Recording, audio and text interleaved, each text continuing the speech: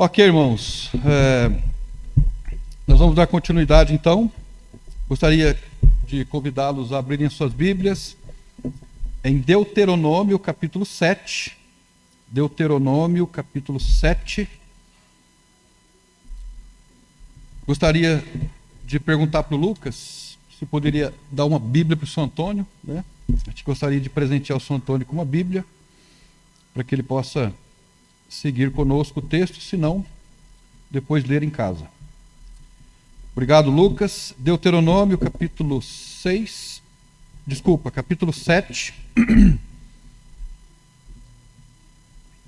Nós estamos fazendo pregações no livro de Deuteronômio. Acreditamos que este é um livro fundamental para a vida cristã prática, apesar de ser um livro antigo. Foi escrito há milhares de anos antes de Cristo, mas é um livro muito atual, ele toca as nossas vidas nos dias de hoje.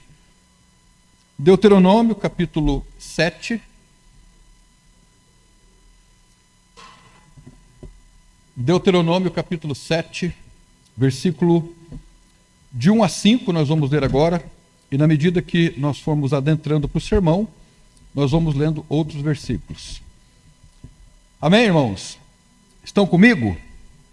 Amém. Então vamos fazer a leitura de Deuteronômio capítulo 7, versículo de 1 a 5. Diz assim o texto: Quando o Senhor teu Deus te houver introduzido na terra, a qual vais para a possuir, e tiver lançado fora muitas nações de diante de ti, os heteus, os gigarzeus, e os amorreus, os cananeus, os perizeus, e os heveus, e os jebuseus, 7 nações mais numerosas e mais poderosas do que tu. E o Senhor teu Deus as tiver dado diante de ti, para as ferir totalmente, as destruirás, não farás com elas aliança, nem terás piedade delas. Nem te aparentarás com elas, não darás as tuas filhas a seus filhos, não tomarás suas filhas para teus filhos, pois fariam desviar os teus caminhos de mim, para que servissem a outros deuses, e a ira do Senhor se acenderia contra vós, e depressa vos consumiria. Porém, assim lhes fareis: derrubareis os seus altares, quebrareis as suas estátuas, e cortareis os seus bosques, e queimareis a fogo as suas imagens de escultura. Até aqui. Depois nós vamos lendo outros textos, outros versículos daqui para frente, mas vamos orar para que nesse tempo o Espírito de Deus possa falar aos nossos corações. Senhor nosso Deus e nosso Pai, nós queremos agradecer ao Senhor pelos hinos que nós entoamos ao Senhor em forma de louvor e adoração.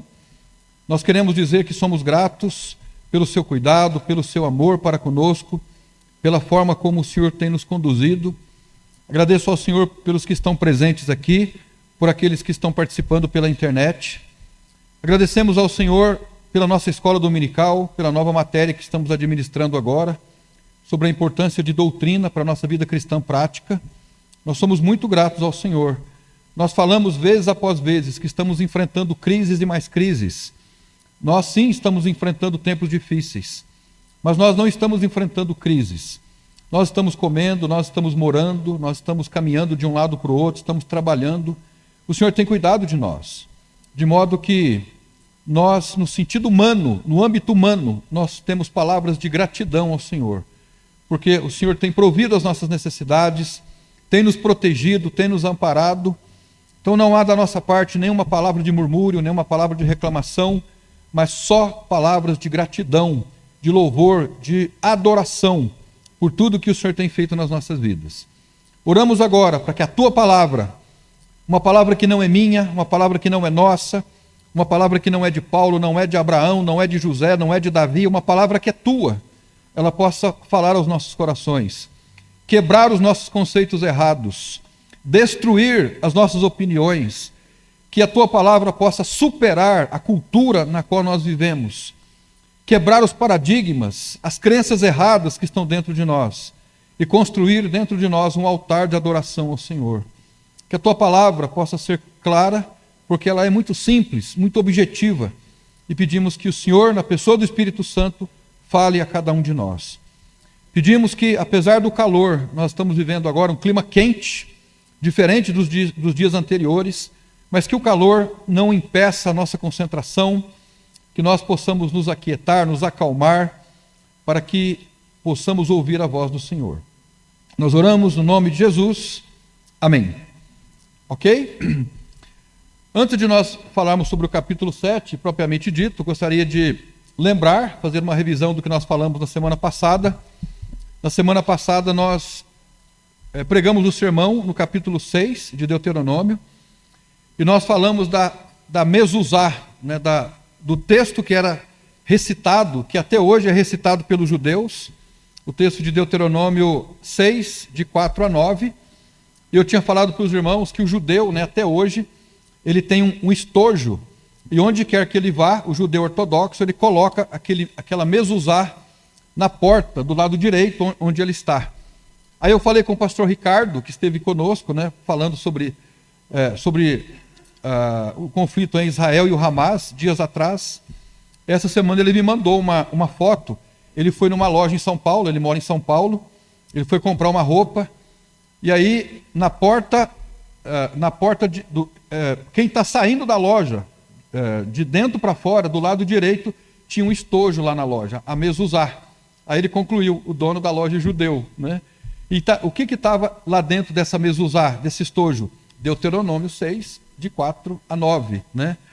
Esse texto de Deuteronômio 6, de 4 a 9, é um texto que o Senhor Deus deu aos pais, aos chefes de família, para que os chefes de família recitassem para os seus filhos. É interessante que o texto não foi dado para um profeta, não foi dado a um sacerdote, mas aos pais, para que os pais inculcassem esse texto na cabeça dos seus filhos. O objetivo de colocar na mente dos filhos era para que era uma responsabilidade dos pais, e os pais deveriam conduzir as suas famílias como um comandante comanda uma embarcação, né? Hoje, por exemplo, cada chefe de família, ele pilota a sua família como se estivesse pilotando um barco.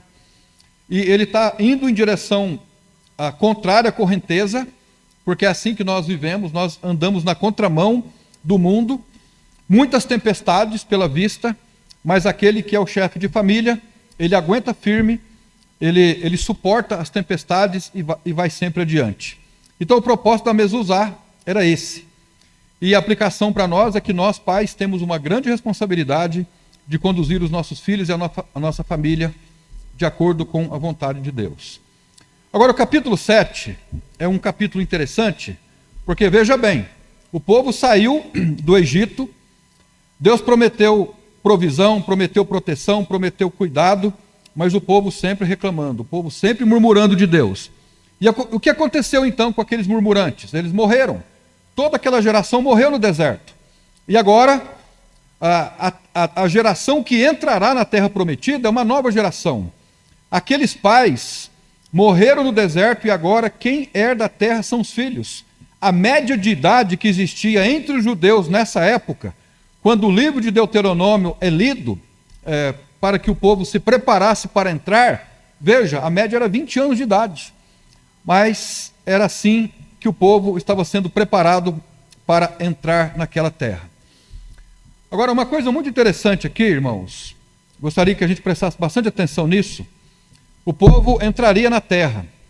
A terra era para que eles cultivassem, plantassem, criassem animais, produzisse prosperidade para eles. Então, o grande objetivo do povo agora, do povo de Israel, que estava ali na beirada do rio Jordão, para atravessarem o Jordão e tomarem posse da terra, eles estavam sendo preparados. Moisés está preparando o povo no sentido estratégico, está preparando o povo no sentido bélico, de guerra, porque o povo estava se preparando para a batalha. Agora, a grande conquista do povo não era uma conquista bélica, não era uma estratégia de guerra, não era simplesmente uma apropriação de terra, uma desapropriação de um povo que morava lá, para a apropriação de terra, de uma terra que Deus havia prometido a eles. Mas havia também questões espirituais envolvidas. Na terra haviam crenças erradas, adoração a deuses errados, havia influência de demônios, E eles chegariam lá, não somente para pisar na terra, mas para expulsar essas presenças pagãs, demoníacas, que estavam ali naquela terra. E aí, para que esse povo que passaria a desenvolver uma vida nova, uma vida diferente, eles deveriam chegar na terra, conquistar a terra, empossar a terra, expulsar os inimigos. Eles precisavam de alguma coisa muito importante para que eles fossem vencedores. Eles precisariam ser fiéis a Deus. Deveriam ser fiéis a Deus. Se nós perguntarmos assim, o que significa ser fiel? O que significa ser fiel? Ser fiel significa ser, no que nós estamos falando, ser constante. Sermos constantes. Levarmos adiante o compromisso que nós assumimos. E hoje está muito difícil isso, né? Nós temos muita dificuldade no nosso tempo hoje de levarmos adiante aquilo que nós prometemos a Deus e que prometemos às pessoas, mas nós somos exortados pela Bíblia, pela palavra de Deus, a sermos fiéis ao nosso Deus. Amém, irmãos? Deus nos chamou para sermos fiéis a Ele. Deus nos chamou para sermos constantes diante dEle. Para que o povo fosse constante, fosse fiel ao seu Deus, eles tinham que tomar algumas decisões. Uma primeira decisão importante que eles tinham que tomar era obedecer a palavra de Deus para viverem separados. Ao entrarem na terra, eles não poderiam se juntar com aquele povo. Os judeus, homens, não deveriam e não poderiam se casar com as cananeias. As judias não deveriam se casar com os homens daquela terra. Não podia haver mistura. Deus queria o seu povo totalmente separado. Agora, separação não é superioridade. Nada tem a ver com superioridade. Mas tem a ver com o fato de que Deus chamou a nação de Israel para cumprir um propósito específico. Então, tendo dito isto, nós vamos fazer uma divisão do texto. E a primeira divisão que nós estamos fazendo é o preparo para a conquista. O preparo para a conquista. Então, pense você aí na sua cabeça, porque nós não temos a transparência. Os versículos de 1 a 5 nos falam sobre o preparo para a conquista. Deus tirou o povo do Egito, fez o povo caminhar através do deserto para dar-lhe uma terra, para que eles fossem moradores daquela terra. O que está acontecendo aqui é que Deus estava preparando o povo, o seu povo hebreu, para que desapropriasse aqueles povos que estavam ali. E qual foi a metodologia de Deus? O que Deus disse para ele? Deus disse assim, eu vou fazer uma pergunta. Olha, quando vocês chegarem lá na terra, desses 7 povos, desses Gergarzeu, desses amorreus, falam para eles assim, vocês podem me dar licença aqui? Porque o Senhor Deus dos céus, que é o maior de todos os deuses, Ele nos mandou aqui, então pode ir, sair da terra. Foi assim que Deus fez? Não, não foi assim. Deus tomou uma atitude drástica. O que Ele falou para o povo? Quando vocês chegarem na terra, matem todos os que estiverem lá. Passem a espada em todos, vão nos altares, queimem tudo, toda a influência pagã que existir lá, queime tudo, destrua tudo. É isso que nós lemos aqui nos versos. Veja o versículo 5, por exemplo, o 2. E o Senhor teu Deus as tiver dado diante de ti para as ferir. Aqui é ferir com espada. Totalmente as destruirás. Não farás com elas alianças, nem terás piedade delas. Ou seja, vocês destruam tudo sem dó e sem piedade. Aí você pode pensar assim, mas que Deus terrível esse? Como Deus mandaria matar mulheres, crianças? Que Deus impiedoso. Por que Deus faria isso? A Bíblia nos responde essa pergunta um pouco mais para frente, em Deuteronômio capítulo 9. Deuteronômio capítulo 9, você pode virar a página comigo aí. Nós não chegamos lá ainda, mas nós temos a resposta. Por que Deus teria dito para destruir aquele povo?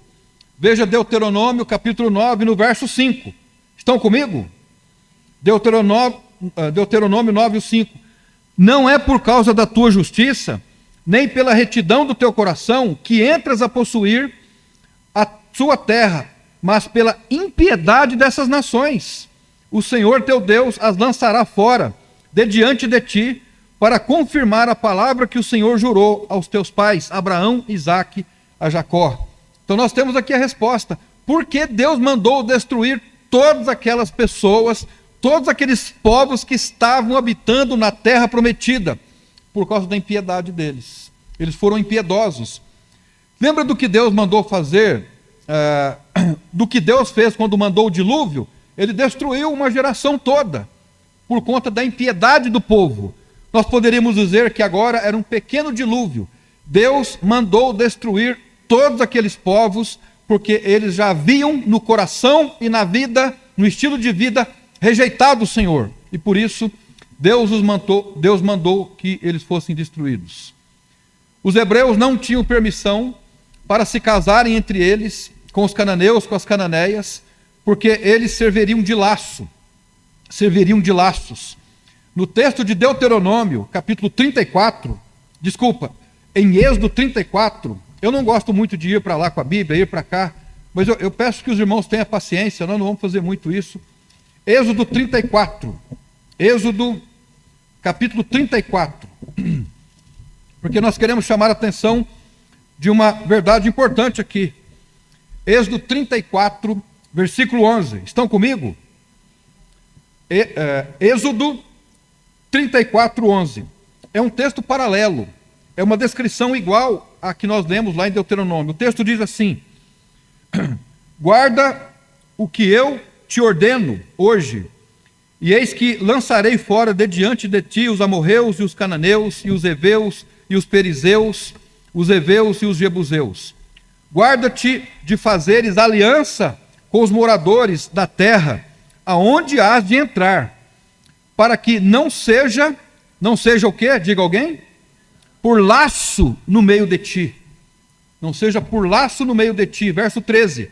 Mas os seus altares derrubareis, e as suas estátuas quebrareis, e os seus bosques cortareis. Então, por que Deus mandou que tudo fosse destruído? Por que Deus mandou que não fizessem aliança com eles, não se misturassem com eles? Porque eles serviriam de laços, de armadilha, de prisões espirituais. Levaria o povo a cometer idolatria, e a idolatria do povo provocaria a ira de Deus. É um circuito, é um círculo. Então Deus falou para o povo assim: povo meu, não se misture com o povo, porque se vocês se misturarem, vocês vão cair na idolatria, e se vocês caírem na idolatria, vão provocar a minha ira, e se provocarem a minha ira, eu despejo a minha ira em vocês. Esse era o recado. Por isso que não deveria haver mistura. Aqui então nós encontramos uma forte advertência contra o perigo da influência pagã na vida do crente. Se você acha que nós estamos hoje livres do paganismo, está muito enganado.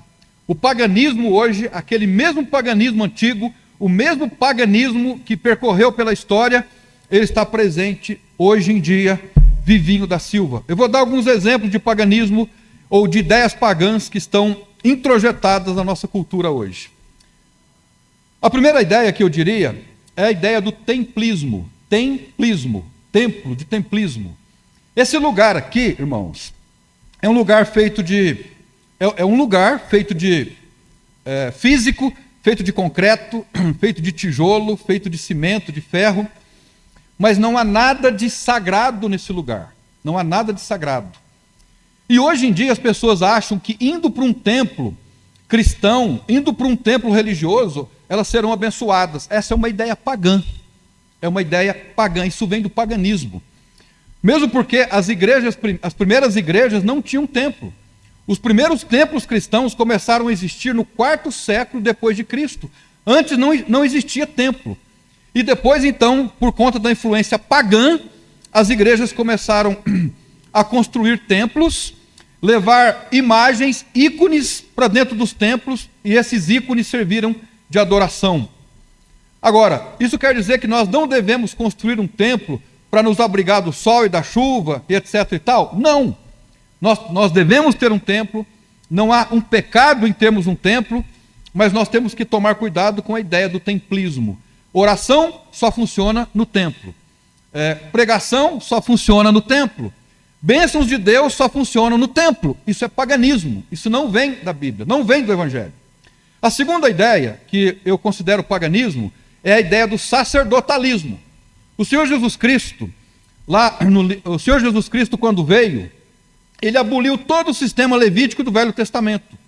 No Velho Testamento, algumas pessoas eram apontadas por Deus, eram escolhidas por Deus para oficiarem, para fazerem sacrifícios, para ensinarem a lei para o povo. No Novo Testamento não existe isso.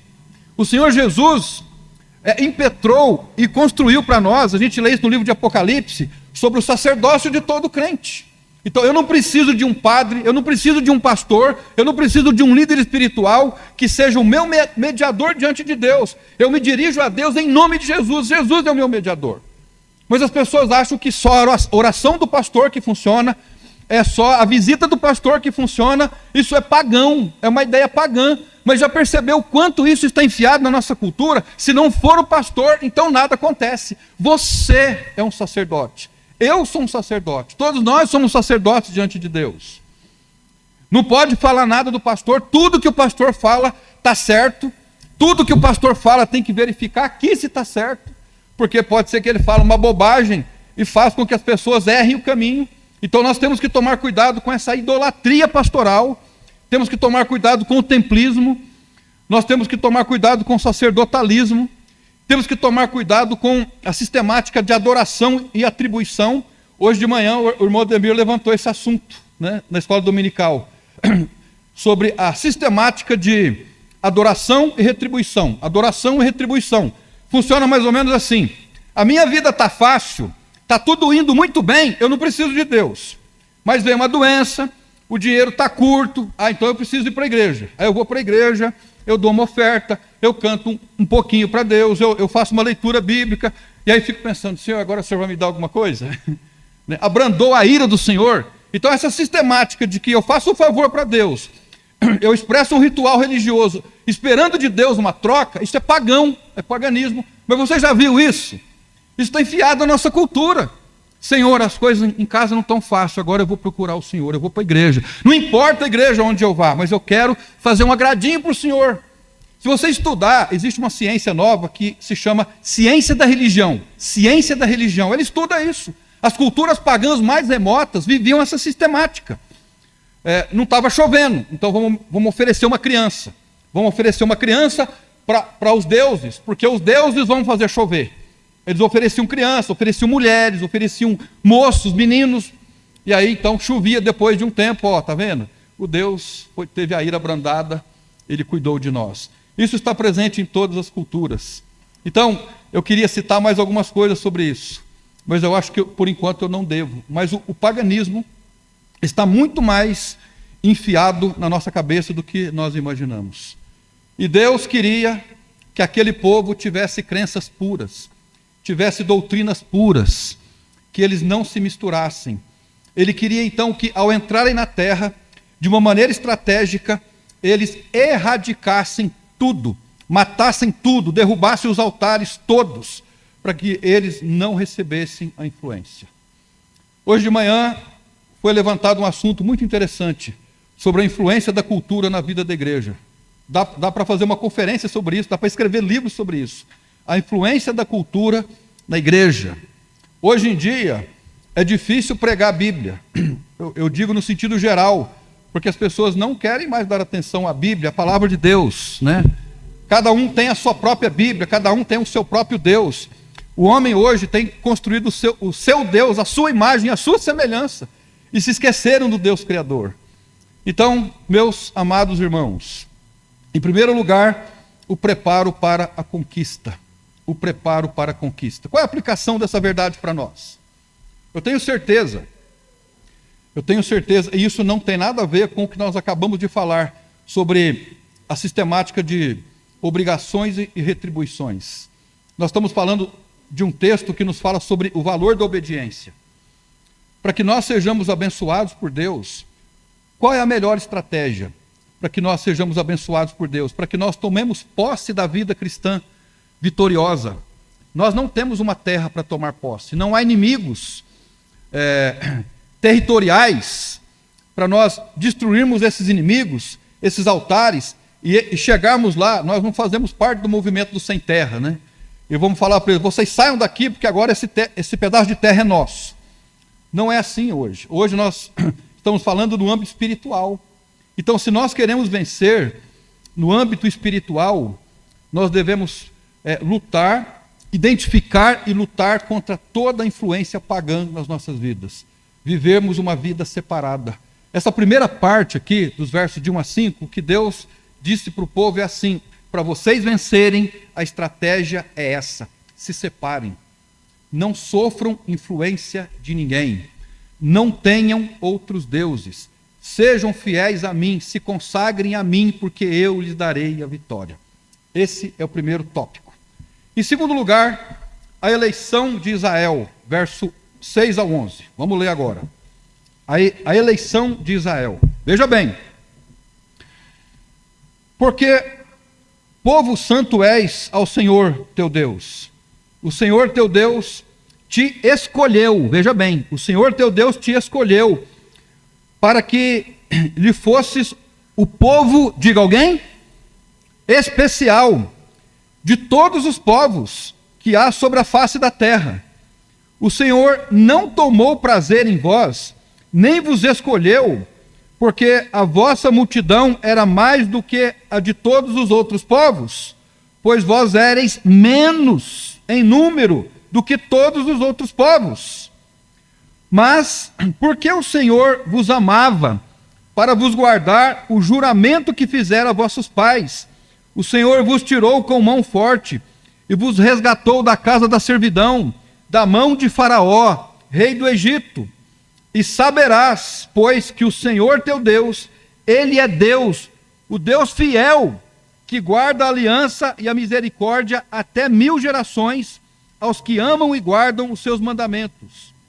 E retribui no rosto qualquer dos que odeiam, fazendo perecer, não será tardio ao que o odeia, e o seu rosto lhe o pagará. Agora veja o verso 11. Guarda, pois, os mandamentos, estatutos e os juízes que hoje te mandou cumprir. Então, em segundo lugar, a eleição de Israel. A eleição de Israel. Deus escolheu a nação de Israel. Ele chamou Abraão da terra de Ur dos Caldeus, da região do Iraque, e falou para Abraão, para ele ir para uma terra que ele não conhecia. Deus fez com Abraão alianças, fez com ele acordos, e prometeu que daria para ele uma terra. O tempo passou, e Deus deu então a terra, para que a partir de Abraão, Isaque e Jacó, e a família de Jacó formasse essa grande nação que é a nação de Israel. E agora, depois de a nação ter sido formada no Egito, eles atravessam pelo deserto e chegam no limiar da terra, do outro lado do rio a terra. Eles vão agora habitar naquela terra. E estando naquela terra, fazendo a terra produzir, Deus pretendia que o mundo todo conhecesse o Deus de Israel através da vida dessa nação. Então veja que Deus escolheu a nação de Israel para que essa nação cumprisse o seu propósito divino. Agora, preste atenção aqui numa verdade muito interessante, irmãos. O povo de Israel, no Velho Testamento, não foi eleito por Deus para a salvação pós-morte, pós-túmulo. A nação de Israel foi eleita para cumprir os propósitos de Deus aqui na terra. Um dos maiores problemas que nós enfrentamos hoje no meio teológico é esse. As pessoas imaginam que existem alguns cristãos que são eleitos e outros que não são eleitos. Mas Deus não elege ninguém, Deus não escolhe ninguém para a salvação. Ele escolhe pessoas, como escolheu a nação de Israel, para o serviço. A nação de Israel foi chamada por Deus para representá-lo aqui na terra, para servi-lo aqui na terra. Mas para que um judeu fosse convertido no Velho Testamento, ele pessoalmente tinha que crer no Messias que não tinha vindo ainda, que viria. A salvação era individual, bastava crer nas promessas messiânicas, na promessa de que viria um Messias, e todo aquele que cresce, todo aquele que olhasse para o sacrifício dos animais que eram feitos constantemente no templo, e ao olharem para aquele cordeiro que estava sendo morto, ele concluía: um dia virá um cordeiro, Um dia virá o Cordeiro de Deus que tirará o pecado do mundo, e hoje, pela fé, eu creio que um dia virá aquele Cordeiro. E essa crença produzia a salvação das pessoas. Agora, a nação foi eleita para servir. A salvação, depois do túmulo, depois de morrer de cada judeu, era crença no Messias, do mesmo jeito que é para nós hoje. Agora, irmãos, o povo foi eleito por Deus. O povo de Israel foi eleito para servir a Deus. E nesse propósito, no cumprimento do propósito de servir a Deus, eles seriam abençoados. Mas para serem abençoados, eles tinham que cumprir os requisitos. Às vezes a gente pensa assim, irmãos, Deus nos ama incondicionalmente. Nós que somos pais, assim como nós já fomos filhos, os filhos desobedecem, não é verdade? Mas quando os filhos não são aquilo que nós esperamos dele, quando eles não fazem aquilo que nós gostamos, eles deixam de ser filhos? Eles deixam de ser amados? Não. A gente continua amando, continua tendo paciência, continua esperando no Senhor, confiando. O amor de pai, o amor de mãe são incondicionais. Então, o amor de Deus para com a nação de Israel sempre foi incondicional. Agora, um filho que é obediente, ele é abençoado, não é? Quando nós somos obedientes à palavra de Deus, nós somos abençoados. Então, para que o povo, no cumprimento desse representar de Deus aqui na terra, eles deveriam obedecer. Porque se não obedecessem, eles não seriam abençoados, não seriam bem-sucedidos naquilo que eles estavam fazendo. Preste atenção no texto que eu vou ler agora. Preste atenção. Um texto do Novo Testamento. Mas vós sois a geração eleita, o sacerdócio real, a nação santa, o povo adquirido, para que anuncieis as virtudes daquele que vos chamou das trevas para a sua maravilhosa luz. 1 Pedro 2,9. Esse texto é para o judeu? Não. Esse texto é para quem? Para a igreja. Opa, então aqui nós temos uma outra verdade importante. A igreja foi eleita por Deus no Novo Testamento para representar o Senhor na terra. Amém? Israel foi eleito por Deus para representar a Deus no Velho Testamento. Israel falhou. A igreja foi chamada agora para representar a Deus no mundo todo. Veja o que Pedro diz: mas vós sois a geração eleita, o sacerdócio real, a nação santa, o povo adquirido, para que anuncieis as virtudes daquele que vos chamou das trevas para a sua maravilhosa luz. A igreja foi chamada para servir a Deus. A igreja é eleita para servir a Deus. Você pode dizer para você: eu fui eleito por Deus para servir a Deus, para representar a Deus. Agora, como é que eu sou salvo? Crendo no Messias. Se você não tomar a decisão individual de crer no Messias, você não será um salvo. As pessoas do Velho Testamento criam no Messias que viria. Nós acreditamos no Messias que já veio. As pessoas do Velho Testamento olhavam para a cruz no futuro. Nós olhamos para a cruz no passado. A salvação é assim. Agora aqui, irmãos, a igreja, para representar a Deus, para servir a Deus, ela precisa separar-se. Uma igreja que não se separa, ela não cumpre o seu propósito. Uma igreja que não se separa, ela não cumpre o seu propósito. A gente pode dizer, sem medo de errar, que esta igreja foi chamada por Deus para representá-lo aqui na terra. Amém ou não? Nós fomos chamados, irmãos. Nós fomos escolhidos por Deus. Nós fomos escolhidos por Deus para representá-lo aqui na terra. E quando essa verdade nos internaliza, quando essa verdade nos habita, quando nós nos apropriamos dessa verdade, nós sentimos alegria, nós sentimos gratidão pela oportunidade de servir. Hoje em dia, hoje não, eu acredito que sempre foi assim. Existem pessoas que não gostam de servir, né? Se tem um trabalho para fazer, ela gosta... Miguel, me perdoa. Cadê o Miguel? Me perdoa. Gosta de dar um migué, né? Ô Miguel, não fica com raiva de mim, não. É que falam de mim também. Quando quer xingar alguém, fala, ô mané, né? Então eu estou acostumado com isso. Aí quando quer enganar alguém, ô migué, vai dar um migué. Então as pessoas não gostam de servir, não gostam de ser uma bênção na vida de alguém, sempre querem que alguém faça por ele alguma coisa, cruza os braços. Mas o serviço é uma oportunidade, é uma liberdade. E nós não devemos servir a Deus porque Ele nos coloca uma faca no pescoço.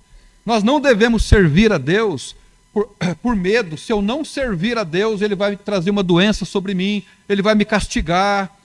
Né? Irmãos, existem vários tipos de funcionário público. Né? Vamos pensar nos funcionários públicos federais. Existem escalões, existem funcionários públicos de patamares mais altos, do alto escalão que eles falam. Nós somos servos do Deus Altíssimo. Nós estamos acima ainda. Estamos acima de todos os funcionários públicos de todos os países do mundo. Nós somos privilegiados. Nós servimos ao Deus vivo e verdadeiro, o Senhor dos céus e da terra. É um privilégio. Então o serviço deve ser uma expressão de alegria, de gratidão. É uma bênção servir a Deus, é uma bênção trazer um café, é uma bênção trazer um bolo, é uma bênção passar uma vassoura, é uma bênção fazer uma visita, é uma bênção entregar um folheto, é uma bênção evangelizar alguém, é uma bênção discipular alguém, é uma bênção visitar um doente, é uma bênção orar por alguém. São bênçãos, são oportunidades, não é um peso para nós. E nós devemos fazer então com alegria, com alegria. A eleição nunca foi para a salvação, mas para o serviço a Deus. A gente não tem que... eu estava pensando, né? Lendo o Velho Testamento, lendo a carta de Timóteo, eu tenho lido a carta de Timóteo diariamente, e a nossa cultura é assim. Eu não sirvo porque eu não tenho um cargo na igreja. O dia que o pastor me der um cargo, aí eu vou começar a servir. Então, o culpado de não serviço é o pastor. A gente está sempre procurando uma desculpa para não servirmos a Deus. Eu não estou servindo porque está calor. Eu não estou servindo porque está frio. Eu não estou servindo porque está chovendo. Eu não estou servindo porque aquele irmão fica me azucrinando. Já escutou essa palavra? Azucrinando. Azucrinando. Já ouviu, dona Eva? Dona Vera? Eu não sei se eu já ouvi essa palavra. Tem certas palavras que o mineiro fala que eu não escuto aqui, mas azucrinar quer dizer atormentar, ficar ali azucrinando, né? A pessoa. Então, eu não estou servindo a Deus porque alguém fica me azucrinando. Alguém é culpado. No tribunal de Cristo, irmãos, nenhuma desculpa será aceita. Nenhuma desculpa será aceita. Como diz o pastor que pregou em Taubaté, quem é bom em dar desculpa, não é bom para servir. E é verdade. Nós somos excelentes para darmos desculpas, mas nós não deveríamos fazer assim. Ao invés de darmos desculpas, nós deveríamos fazer assim: Senhor Deus, que bênção que é servir o Senhor, que bênção que é contribuir para o avanço do seu reino, servir na igreja, servir fora da igreja. Senhor, preserve a minha vida, porque se o Senhor quiser, o Senhor pode me matar a qualquer hora, mas o Senhor está me dando vida. Enquanto eu tenho vida, eu quero servir. Mesmo que seja uma coisa pequena, mesmo que seja para orar por alguém, mesmo que seja para fazer isso e aquilo, mas que bênção que é servir ao Senhor. Não percamos essa oportunidade. Você e eu, a igreja do Senhor, foi chamada para servir. E servir é libertador, é abençoador. O Senhor Jesus Cristo disse no Novo Testamento: muito mais bem-aventurado é dar do que receber. E hoje as pessoas querem receber, querem receber, querem receber. Mas Jesus ensinou: dê e seja feliz. E nós precisamos tomar posse dessa bênção nesse sentido verdadeiro. Em terceiro lugar, as bênçãos resultantes da obediência. Veja o verso 12, o 12 ao 16. Será, pois, veja bem, preste bem atenção, irmãos, por favor, nós estamos terminando. Não deu nem meia-noite ainda. Será, pois, que, se ouvindo estes juízos, os guardardes e cumprirdes, o Senhor teu Deus te guardará a aliança e a misericórdia que jurou a teus pais. Vamos ler de novo o versículo 12, para percebermos a condicional. Será, pois, que, se ouvindo estes juízos, os guardardes e cumprirdes, o Senhor teu Deus te guardará guardará a aliança e a misericórdia que jurou aos seus pais. O que significa dizer, se vocês não guardarem esses juízos, Deus não será misericordioso. Veja o versículo 13. E amar-te-á, e abençoar-te-á, e te fará multiplicar, e abençoará o fruto do seu ventre. Ou seja, vocês terão muitos filhos. E o fruto da tua terra, a terra será produtiva. Vocês vão colocar lá a semente na terra, ela vai produzir. O teu grão, o teu mosto, o teu azeite, e a tua criação, e as tuas vacas, e o teu rebanho, o teu gado, miúdo, na terra que jurou aos teus pais. Bendito serás do que todos os povos. Não haverá estéril entre ti, seja homem, seja mulher, nem entre os teus animais. Veja o verso 15. E o Senhor de ti desviará toda, diga alguém, enfermidade. Sobre ti não porá nenhuma das más doenças dos egípcios, que bem sabes que antes porá sobre todos os que te odeiam. Verso 16. Pois consumirás a todos os povos que,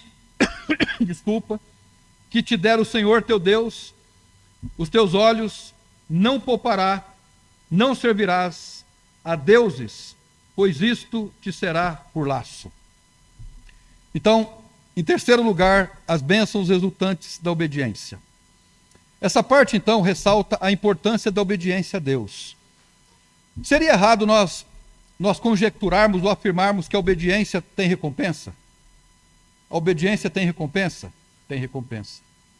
A obediência tem recompensa. Obrigado, Miguel. Miguel agora não deu nenhum migué.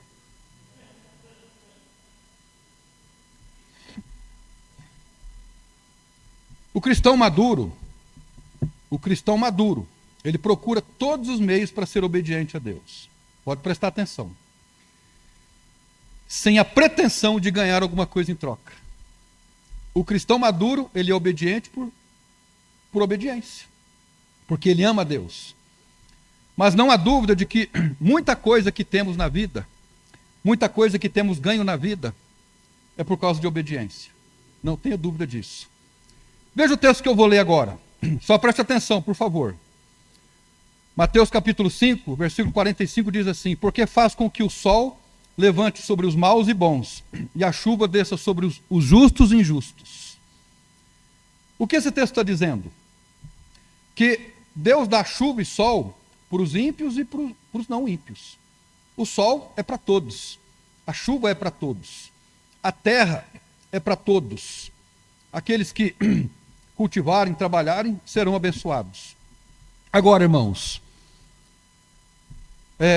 existem coisas que são oriundas de uma vida de obediência que a prosperidade material não traz.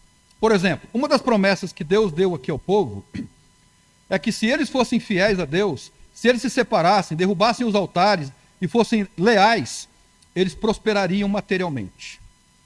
Mas a prosperidade material era parte da bênção que o Senhor daria àquele povo. Nem sempre uma vida de obediência a Deus produz prosperidade material. Mesmo porque eu acredito que Deus tem uma porção para cada um. Cada um de nós tem uma parte daquilo que Deus quer nos dar. Agora, uma coisa é certa. O que eu vou falar agora é certo. As pessoas que procuram ser obedientes a Deus, independente do que elas tenham, do que elas conseguiram na vida, elas são contentes. Elas são contentes com o que têm, seja muito ou seja pouco. Então, o contentamento é fruto de obediência. A pessoa obediente a Deus, ela é contente. A pessoa contente, ela tem paz no coração. Há pessoas que têm muito dinheiro, muita prosperidade material, mas não têm contentamento, querem mais e também não têm paz no coração. A obediência também produz alegria de viver. Quantos gostam de viver? Todos nós gostamos de viver. Ninguém quer morrer, né? Eu gosto de viver. Esses dias a gente tem falado para as meninas. Eu estou sempre lembrando elas, orando, né? Senhor, me dê força para eu cuidar dessas criaturas. A Duda tem 13 anos, a nossa conta, 12. Estou sempre aumentando. O Giovanni, a gente foi empurrando ele. Olha, Giovanni, até tal idade você tem que cascar fora de casa, né? E ele se antecipou, né? Casou antes e foi embora. Agora, a Duda, eu vou falar ainda o tempo. A gente vai combinar, eu e a Adri, para ver quando que ela vai ficar em casa, né? Até os 40, né? Mas, ó, veja bem, a lógica. Eu gostaria de, em breve, ver a Duda casando, depois a Nathalie. E, por fim, eu quero ver a Isa se casando. Quando isso acontecer, quando a Isa tiver 20 anos, eu vou estar com 70 anos. Veja bem, 70 anos. Eu considero 70 anos um vigor ainda, né? Tem vários pastores aí no ministério com 75, com 80 anos. O pastor Daniel acho que está com 80, né? Já fez 80. Está aí, né? Todo trabalhando para o Senhor, né? O irmão Demir está com 72, né? Hã? 71, estou aumentando a sua também. Então, o irmão Demir, né? Uma pessoa ainda muito ativa. Então, na idade de 70 anos, eu vou ver a Isa se casando, né? Porque eu imagino que quando ela tiver com 20 anos, já está mais ou menos ali. Aí, eu já falei, eu acho que eu já cumpri uma parte do meu propósito. Essa é uma coisa pela qual eu tenho orado. Aí, esses dias, a Isa acrescentou, então aí o senhor pode morrer, né, pai?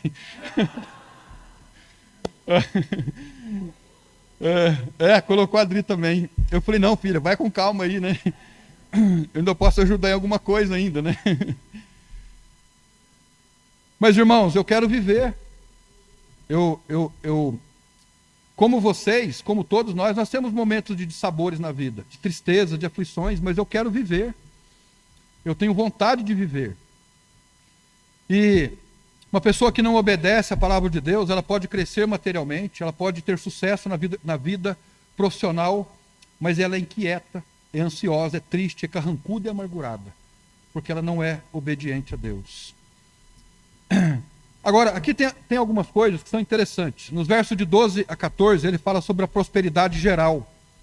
Eu não tenho dúvida de que, em forma de princípio, veja bem o que eu vou dizer aqui, em forma de princípio, a observância de princípios produz prosperidade material ao longo dos anos da nossa vida.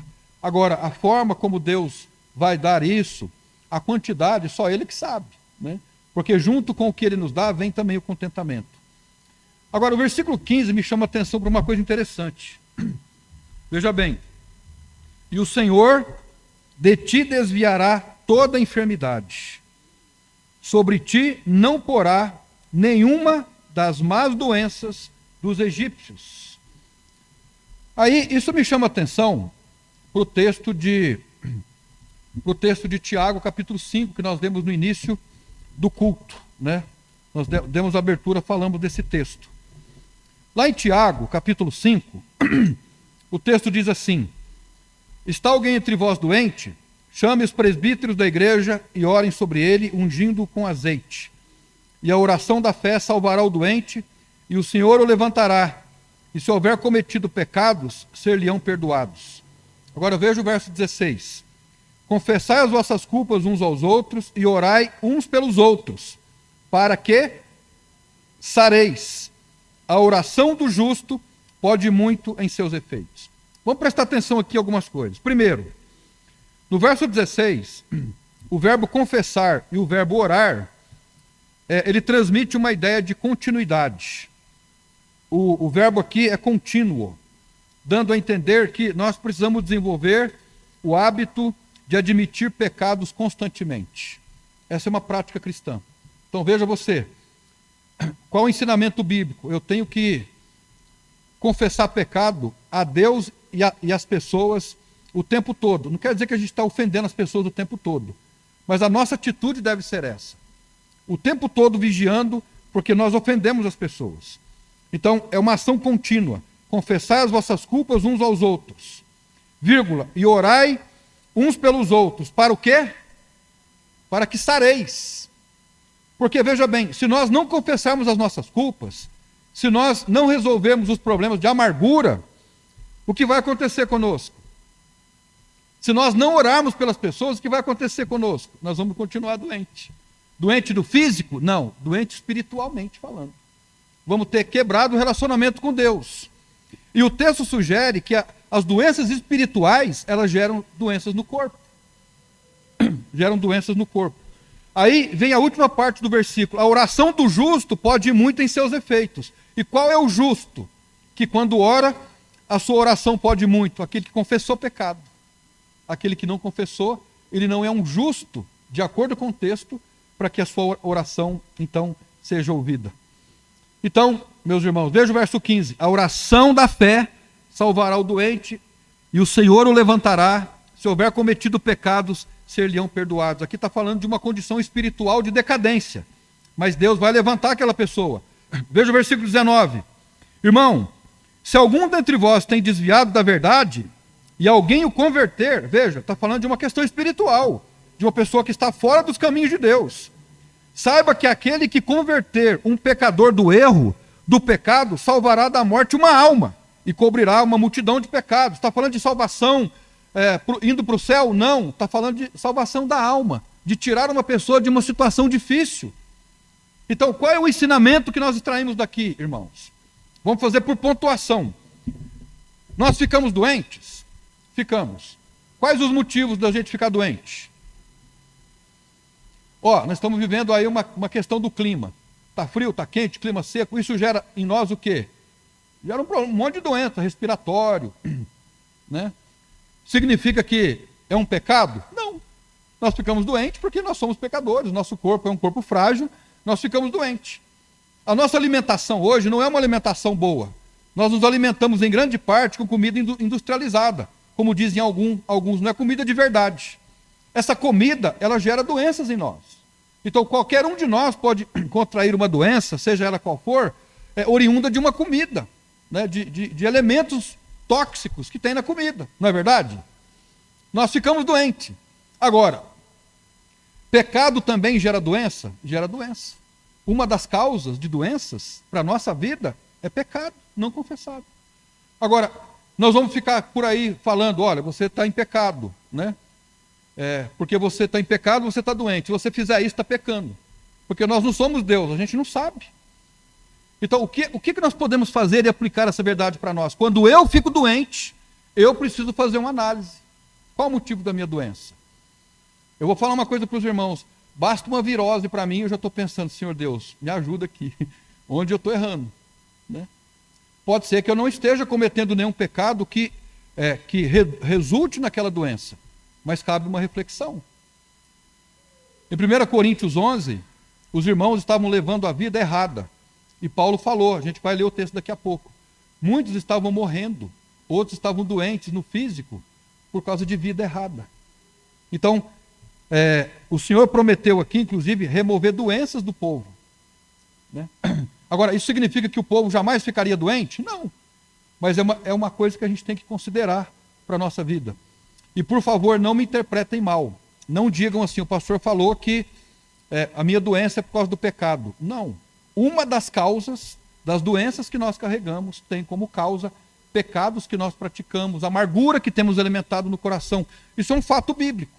Agora, cabe a cada um de nós analisar e nos perceber onde nós estamos sobre a nossa relação com Deus.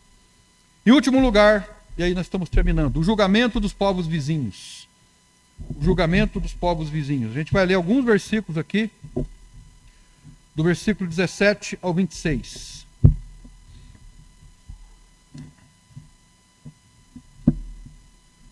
Veja comigo o 17, por favor, nós estamos terminando.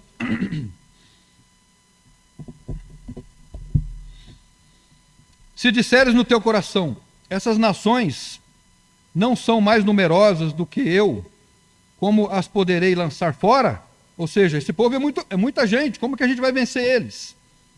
Delas não tenhas temor, não deixes de te lembrar do Senhor teu Deus, que o Senhor teu Deus te fez a Faraó e a todos os egípcios, das grandes provas que viram os teus olhos e dos sinais e maravilhas, da mão forte, do braço estendido, com que o Senhor teu Deus te tirou. Assim fará o Senhor teu Deus com todos os povos diante de todos os quais tu temes.